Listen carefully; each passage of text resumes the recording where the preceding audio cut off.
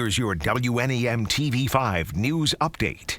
Good evening, everyone. I'm David Custer. Among our top stories, restaurant owners are asking lawmakers to find a way to ease pandemic-related capacity limits. Many restaurants operate at about a 5 to 10% profit margin when times are good and when we're operating at full capacity. Margins are thin. They're looking for relief after the state extended the 25% restaurant capacity curfew to March 29th.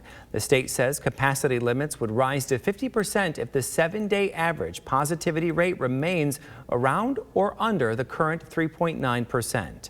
And tonight, the state of Michigan reporting 888 new cases of coronavirus and 85 deaths, with 72 being identified during a vital records review.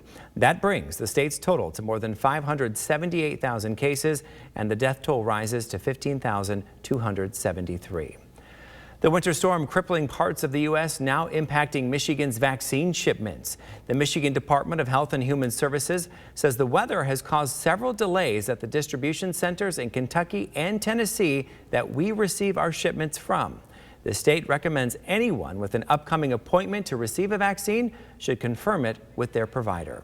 And now here's Brian with a look at our forecast. All right, thanks very much, David. Looking ahead to the rest of our evening, it'll be dominated by some light to at times moderate snow before then tapering off to snow showers as we start to look ahead to the overnight period and again into Friday. The snow today on the First Warn 5 Sky Tracker, the result not really of a particularly well-organized storm system, but rather a little trough here of surface low pressure, just enough to destabilize the atmosphere in and around the Great Lakes. As this disturbance begins to pull away from us as we head into the overnight period, it'll take the steadier snows mainly impacting areas from the Tri-City south and east out of the picture with it. Then with high pressure to our west resuming control tomorrow, the clockwise winds, I should say, ahead of that high pressure system will begin to result in more of a west to northwest wind, which will instigate a new batch of lake effect snow showers. Hour by hour forecast looking ahead to the 11 o'clock hour. We'll see one last push of steadier snow here as the bulk of this disturbance phase of the storm, if you will, begins to depart. However, with a northeast wind lingering, especially closer to the lakeshore areas, even on into the north shore of the bay by tomorrow morning,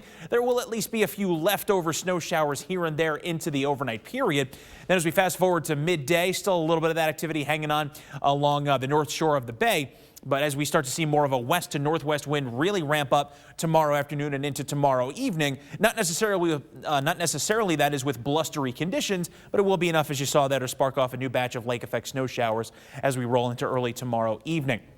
Now, for the snowfall totals that we're expecting, primarily from the steadier snows that we see this evening into the first part of the overnight period, ending by 7 o'clock tomorrow morning, we're looking at anywhere from 1 to 2 inches of snow, mainly along I-69, Flint metro area, and into most of the thumb. A little bit of enhancement possible in the far eastern thumb, where we expect 1 to as much as 3 inches of snow. Similar enhancement on the north shore of the bay, a 1 to 2 inch range there for places like Oscoda and Harrisville, and then pretty much everybody else inland of Saginaw Bay, including the Tri-Cities and US 127, coming in with an inch or less.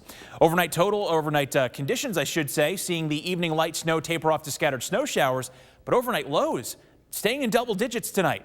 Still cold, but 14 degrees is a heck of a lot better than negative 18 that some of us saw just 2 nights ago. 26 the high temp for tomorrow, with scattered snow showers continuing. A dry Saturday, but with increasing clouds later in the day, high of 27. Wintry mix rolls in Sunday evening into Monday morning, but we kick off next work week with high temperatures in the middle to upper 30s. So for at least a few days, breaking us out of the deep freeze. Remember to tune into WNEM TV5 on air and online 24/7 for the latest news, weather, and information.